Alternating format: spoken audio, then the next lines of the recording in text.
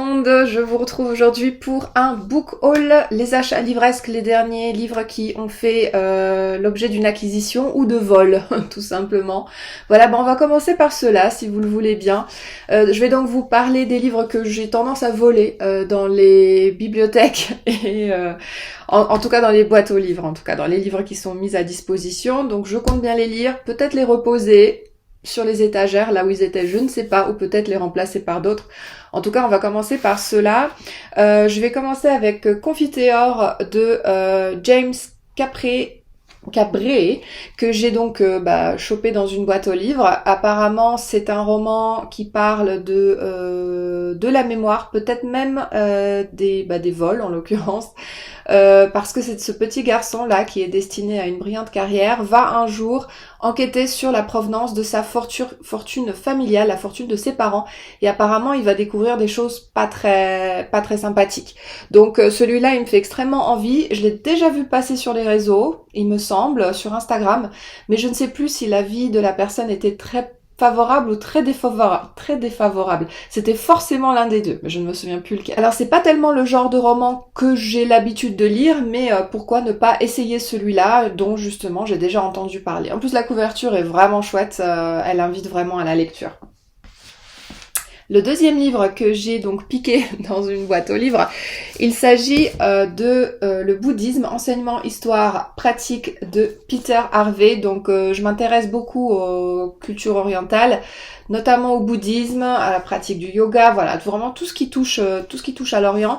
Et du coup, celui-là me fait extrêmement envie. Là, c'est vraiment un livre, pédagogique. Donc pour moi, ça peut être vraiment super pour me faire la main. D'ailleurs, je vais vous présenter un autre livre. Alors celui-là, ça fait déjà depuis un moment que je l'ai, mais je l'ai pas encore lu. Si ça vous intéresse, vous pouvez aussi lire Le bouddhisme pour les nuls. C'est très simple, c'est très pratique pour comprendre le bouddhisme, tous ses préceptes, etc. Dans cette collection-là qui est très connue, hein. Vous avez des romans sur à peu près tout. Et celui-ci, vous le trouvez aussi en poche. Donc pourquoi ne pas commencer par celui-là, peut-être plus simple. Mais il n'a rien à faire dans ma vidéo, on est d'accord. Ensuite, j'ai une copine qui aime bien aussi la lecture et en fait, elle m'a prêté Un homme parmi les loups de Sean Ellis. Donc ici, c'est l'aventure d'un homme qui s'est vraiment intégré dans une meute de loups, qui a véritablement vécu parmi eux, qui a vécu des aventures avec eux. C'est apparemment une histoire qui est vraiment merveilleuse, où on apprend beaucoup sur la façon de vivre des loups, sur leur intelligence, et aussi sur la relation entre l'homme et l'animal. Je pense que ça va beaucoup m'intéresser. J'ai hâte de lire, mais comme vous le savez, j'ai des challenges en cours, donc il sera pas pour tout de suite. Ne t'inquiète pas copine, je te le rendrai, hein. Bien sûr, je vais le lire avant la fin de l'année pour pouvoir te le rendre, et je pense que des livres sur les loups, en ce moment, il y en a beaucoup par chez moi, ça va beaucoup m'intriguer.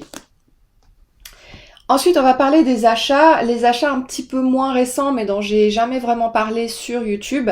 D'abord, je vais vous parler de Tepuis, dont j'ai entendu sur la chaîne de Rhapsodies, une chaîne que j'adore, vraiment, j'adore ce garçon, je trouve qu'il parle très bien des livres, et il présentait ce livre que je venais d'acheter, de François Baranger. C'est juste pour ça que je l'ai acheté, parce que pour l'auteur, bien sûr, et apparemment ici, il s'agit d'une histoire assez dingue. Apparemment, une femme se réveille en fait au Venezuela et elle a perdu la mémoire, elle se réveille, elle est accrochée à un parachute et il y a quelqu'un qui la contacte sur un talkie-walkie. Voilà, donc apparemment il va être question, ça va être vraiment une aventure folle, on s'attend pas du tout à ce qui va arriver. Apparemment ici François Baranger a vraiment signé un roman plein de surprises et d'aventures, et il paraît que c'est absolument merveilleux.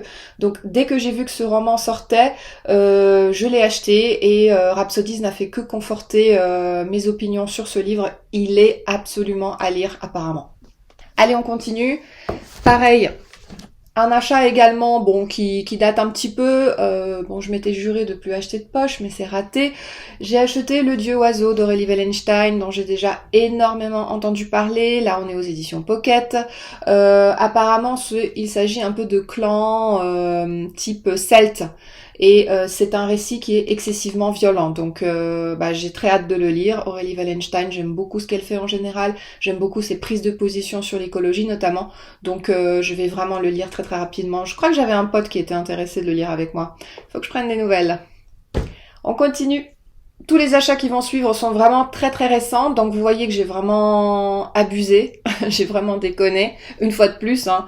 Alors j'ai acheté Colligniel Entre les Fauves, bah déjà pour cette couverture, non mais regardez cette couverture quoi. Je veux dire, là j'ai quand même une thématique, hein, animaux, nature, je sais pas ce qui se passe. Apparemment dans ce roman il est question de braconnage, mais surtout vu et de la chasse, du fait de se nourrir en fait, mais du point de vue de tous les protagonistes. Donc du point de vue de l'humain qui va chasser, je sais pas, le lion qui va chasser, je sais pas, une gazelle, du point de vue de la gazelle. Voilà, ça peut être super intéressant et du coup, c'est vraiment ça l'originalité d'Entre Fauves, du nouveau Colligniel qui est donc sorti là récemment, hein, pour la rentrée littéraire. On continue avec un autre livre qui fait deux autres livres, hein, qui font énormément de tapage en ce moment. A Sorcery of Thorns. Donc ici, on est dans un récit de fantasy. Je crois que c'est de l'adulte, mais je veux pas vous dire de conneries. Non, j'ai l'impression que c'est du young adulte. Il est ici question de conspiration, de grimoire, de magie, etc., de protection de la magie. Bon voilà, ça peut être ma came, ça peut être sympa.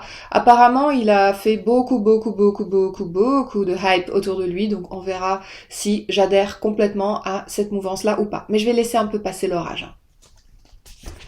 Ensuite, j'ai acheté Betty, bien entendu, que tout le monde achète en ce moment. S'il y a un livre de la rentrée littéraire à avoir, je pense que c'est celui-ci.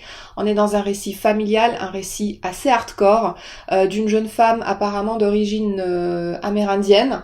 Voilà, une petite indienne. Il est question de relations surtout avec le père, de relations compliquées avec le père, donc des thématiques qui peuvent vraiment m'intéresser et j'ai hâte de me plonger dedans. Mais c'est pareil, je laisse un petit peu passer la vague. Voilà, je ne veux pas être dans le tsunami. Non, je veux continuer à lire mes bouquins et celui-là, je me le réserve pour un petit peu plus tard. Pourquoi pas le mois du thriller, même si je crois pas que ce soit un thriller. Je crois que c'est juste un roman contemporain mais noir, normal. On est chez Gallmeister, et Gallmeister, vous savez, il publie que des petits bijoux. Ensuite, attention, ça commence à se casser la figure. On va continuer avec un autre livre qui fait énormément de tapage en ce moment. Il s'agit donc de La Roue du Temps, le tome 1. Et oui, je commence des nouvelles sagas. Je ne devrais pas, mais je le fais quand même. Ici, on est avec Robert Jordan. Et voilà, que vous dire de plus si ce n'est qu'il m'a été vivement conseillé. D'autant plus qu'il va faire l'objet d'une première lecture d'un club de lecture local que j'ai lancé avec une copine dans ma région. Donc, on va vraiment se coller à ce livre-là. Apparemment, elle l'a déjà fini. Moi, je l'ai pas encore commencé, mais tout va bien. Je vais le lire et on va en débattre très prochainement. Donc, apparemment, elle a vraiment envie de se lancer dans cette aventure. Elle me l'a vivement conseillé, donc je l'ai acheté. Et maintenant, il va falloir m'attendre, hein, parce que j'ai pas commencé. Donc, si je suis sage, je vais le lire assez rapidement. On continue. Alors, comme je vous disais, je vous en ai parlé déjà en vidéo. Dans mon point lecture numéro 1, je vous disais que j'avais lu Victoria Aveyard avec Red Queen. Et écoutez, vu qu'on le faisait en lecture commune et que la lecture continue, on va se faire les tomes 2 et 3 toujours de Red Queen. Hein. Donc le tome 2 s'appelle Glass Sword et le 3 s'appelle King's Cage. Donc voilà, je pense que je les ai pris d'avance déjà pour anticiper.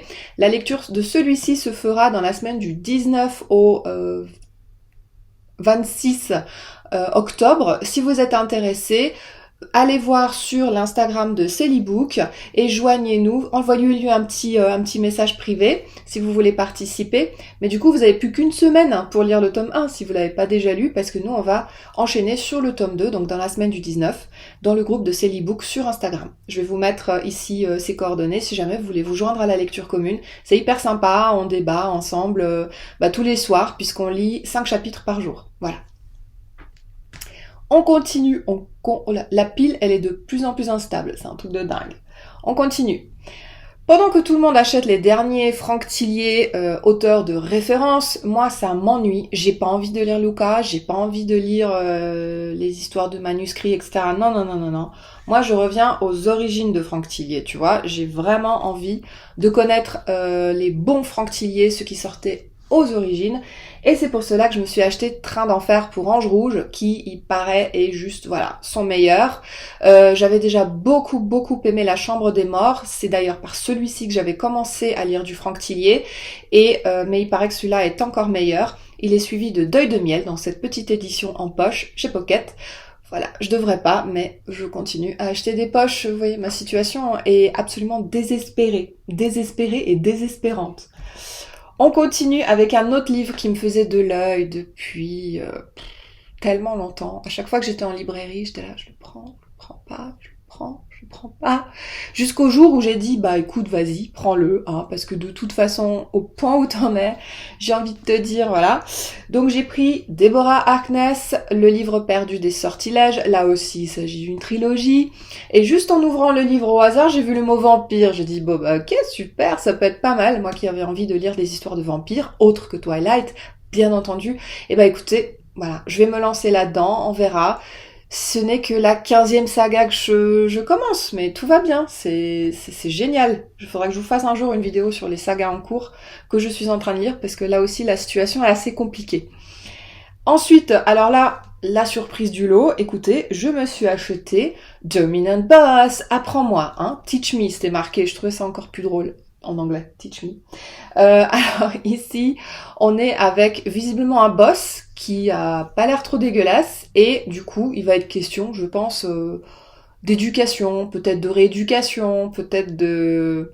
je sais pas. Mais en tout cas, j'ai hâte de le lire, j'ai hâte de voir de quoi ça parle. Euh, Ouais, apparemment il est question d'un contrat sadomaso, hein, je veux dire, comme dans 50 Shades of Grey.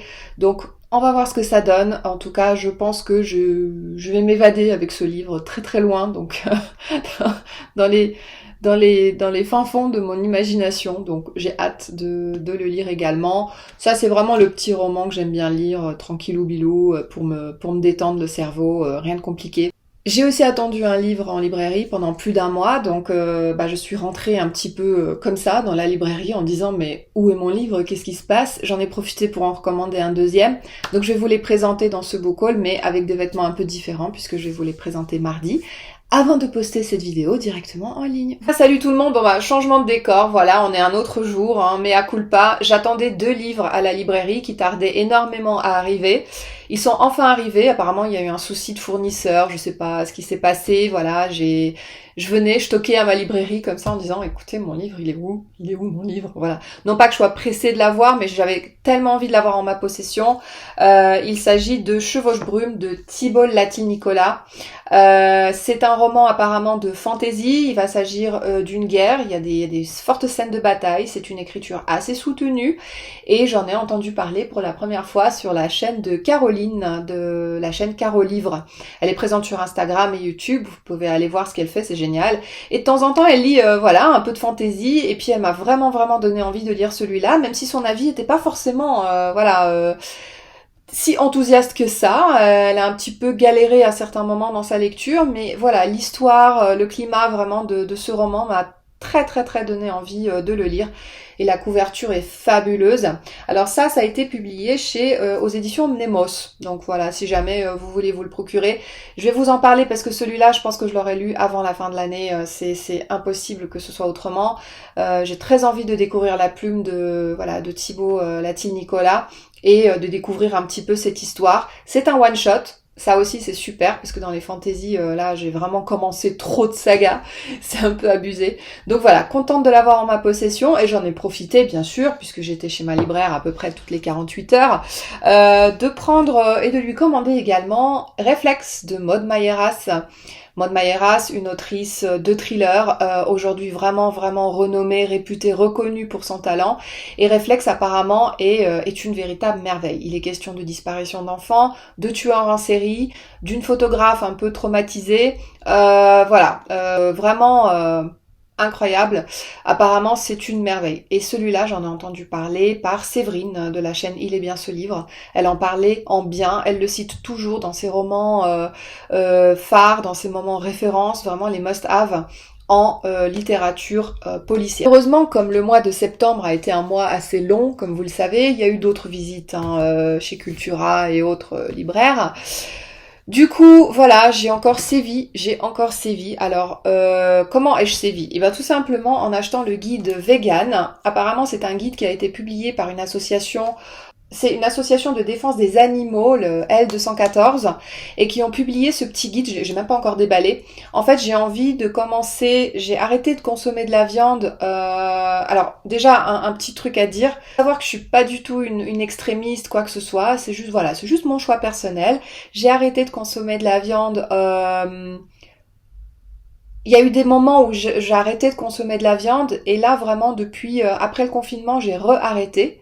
Je suis très contente d'avoir re-arrêté la viande, je n'en ai pas mangé depuis le mois de mai et je songe aussi à arrêter les produits de la mer et le poisson. Alors ça pour moi c'est extrêmement difficile. Pour le moment je continue à consommer du poisson de qualité de temps en temps. Mais c'est vraiment parce que j'ai une méconnaissance en fait du véganisme et j'ai vraiment envie de me plonger dans ce livre pour voir comment on peut trouver des solutions, voilà, par exemple à faire un gâteau sans beurre, sans lait, etc. Comment substituer certaines graisses, par exemple aussi dans l'alimentation, dans une alimentation où il n'y a absolument pas de produits d'origine animale, quoi. Donc ça m'intéresse beaucoup, donc j'ai pris ce petit guide. Bon, il est quand même assez cher, hein, il est 19,90, mais je crois qu'il y a c'est reversé en partie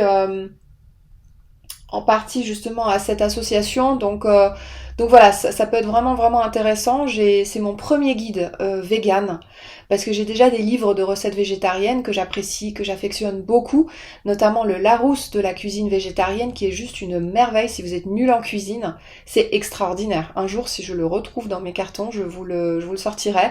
Et vraiment, le Larousse de la cuisine végétarienne, il est incroyable. Celui-là, pour moi, c'est un peu l'étape d'après. Donc, à voir si j'arrive un jour à passer le cap d'une alimentation végane. Parce que j'ai tendance à faire des craquages, quoi. Quand je vois un pavé de saumon, voilà, je craque. Alors après, c'est toujours, je parle pour moi, c'est une conscience qui arrive un petit peu dans ma vie. C'est vraiment de protéger de plus en plus les animaux et de vivre en harmonie avec eux. Et je trouve que c'est un peu incompatible que de me dire, bah tiens, je vais les bouffer en fait. Donc voilà, après c'est mon choix personnel, ça engage personne. Je voulais juste vous montrer ce petit guide pour vous dire, voilà, ça existe si vous vous intéressez, si vous avez envie de découvrir l'alimentation végane et peut-être de passer le cap, bah ça peut être super pour commencer, ne serait-ce que pour voir comment alterner des recettes un peu voilà différentes, comment vous en sortir en cuisine alors que pour pas manger toujours que des radis quoi. Alors oui, j'avais dit que je n'achèterais plus de poches, mais disons que quand je suis face à des poches, avec le prix d'un livre de poche, bah des fois je craque. Alors figurez-vous que j'ai jamais lu du Preston and Child. Ça c'est une saga en 1 million de volumes.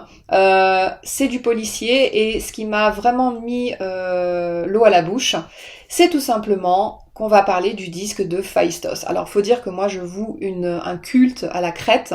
J'adore la Crète, c'est mon île préférée. J'adore cet endroit sur Terre. Il y a des montagnes, il y a la mer. Il y a une huile d'olive, il y a une nourriture exceptionnelle, c'est préservé, il y a des abeilles, enfin, c'est le paradis sur Terre pour moi la Crète. Et quand on n'est pas dans un endroit trop touristique, bien sûr. En tout cas, celui-là me tentait beaucoup parce que ça parle du disque de Phaistos, qui, comme vous le savez peut-être, on ne sait pas vraiment ce que c'est. C'est un disque qu'on a retrouvé et qui est exposé au musée d'Héraclione, sur lequel sont représentés des hiéroglyphes en spirale. Et apparemment, sur ce disque de Phaistos, on fait une découverte qui va nous emmener vers les pyramides. Alors j'ai trouvé ça assez intéressant. Donc je pense que je vais commencer la saga Preston and Child avec T comme tombeau, tout simplement, qui vient de paraître, il me semble, en poche. C'est pour ça qu'il était sur les étals bien présenté. Alors attendez, c'est pas fini, parce que j'ai acheté un autre poche. C'est Tade ou Tade, je sais pas comment on prononce, Thompson, Rosewater. Et là, en fait, ce qui a vraiment vraiment attiré, non pas que je sois une cliente forcément des prix littéraires, mais le prix Arthur C. Clarke quand même, c'est quand même gage de qualité. Et en plus, ce qui m'a énormément donné envie de lire ce roman de science-fiction, c'est qu'on est au Nigeria en 2066. Donc c'est très rare d'avoir des romans qui parlent de science-fiction qui se passent vraiment en Afrique. Un biodôme est apparu, il est d'origine extraterrestre et il y a une ville qui s'est construite autour au Nigeria, c'est la ville de Rosewater. Et les habitants, apparemment ce dôme procure un bien-être et une guérison aux habitants de cette ville. Donc les gens se posent pas tellement de questions. Et apparemment, il y a quelqu'un qui va s'intéresser un petit peu plus à l'envers du décor et va un petit peu étudier en fait ce dôme. Donc voilà, donc ça peut être super super intéressant. J'aime beaucoup les romans de science-fiction, j'en lis pas mal. Parfois j'ai du mal à les sortir de ma palle, mais en général je suis très très très friande de science-fiction, que ce soit en série, en film, voilà. Donc je sais qu'il sera lu et il me fait très très envie, justement parce qu'il a gagné ce prix très très prestigieux. Et enfin, le dernier petit livre que j'ai acheté, parce que bon, je pouvais pas sortir de la librairie sans acheter ça, ça fait un moment que je cherche un petit guide pour harmoniser les chakras. Donc je me suis acheté, c'est malin, j'harmonise mes chakras de Valérie Robert. Et c'est aux éditions Poche le Duc, dans la catégorie ésotérisme. Donc tout simplement quand j'étais au lycée, quand j'étais étudiante, j'arrivais à bien harmoniser mes chakras. Je le faisais de temps en temps pour être bien, pour me concentrer un petit peu ou sur tout simplement passer un petit moment avec moi-même, voilà, me ressourcer, etc. Et en fait, depuis, j'ai complètement perdu l'habitude de le faire, je ne le fais plus, et j'avais envie de retrouver un guide très très simple, très pratique, j'ai déjà commencé à le stabiloter, tout simplement qui explique juste les différents points de chakra, comment les harmoniser, comment les rouvrir, les refermer. Ça me faisait très très envie, et voilà, j'en cherchais un vraiment pas cher, et qui soit confortable à lire et à consulter derrière. Donc c'était vraiment pour ce guide-là que je me suis vers ce guide-là que je me suis tournée en fait. Voilà, donc c'est à peu près tout pour ce book haul. C'est déjà pas mal, je trouve, pour un mois de septembre. Moi qui au mois de septembre ai lu, j'ai même pas lu 2 livres. Ouais, donc ça va être compliqué. Je vous dis tout de suite, le Pumpkin Autumn Challenge, ça va être très compliqué. Aujourd'hui, je suis un peu dans une journée tranquillou bilou, vous voyez, je suis un peu, voilà, je me repose, j'ai fait une marche avec une copine ce matin, c'était super super agréable. Et voilà, je suis partie me ressourcer un peu dans la nature, mais cet après-midi, ça va être vraiment lecture, tranquille, je vais juste poster cette vidéo rapidement et me retrouver un petit peu avec les livres parce que ça me manque énormément.